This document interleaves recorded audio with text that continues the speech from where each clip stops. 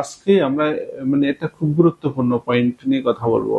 সেটা হচ্ছে কোন একটা বাচ্চার ব্রেন ডেভেলপমেন্ট নিয়ে আমরা একটু কথা বলবো। জন্মের আগেই কিন্তু যে কোনো একটা বাচ্চার কিন্তু ব্রেন ডেভেলপমেন্ট শুরু হয়, এবং এটা নিয়ে কিন্তু আমরা কাজ করি না।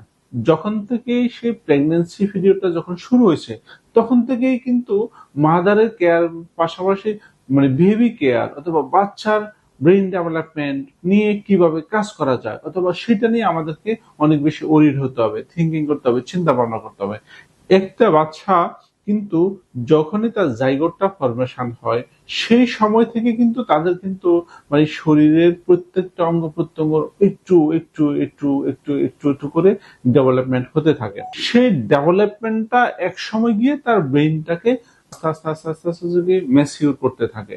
সেই ক্ষেত্রে যখন জাইগোটটা শুরু হয়েছে, তখন থেকেই আমরা ওই বাচ্চাটাকে কি পরিমাণ এনভায়রনমেন্ট দিতে পারছি, সেটার উপর কিন্তু তার ব্রেন ডেভেলপমেন্ট ডিপেন্ড করতেছে।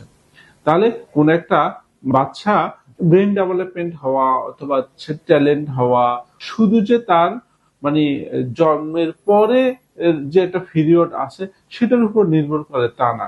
এটা একদম জাইগোট ফরমেশনের পর থেকে কিন্তু তার এটা ডিপেন্ড করতেছে।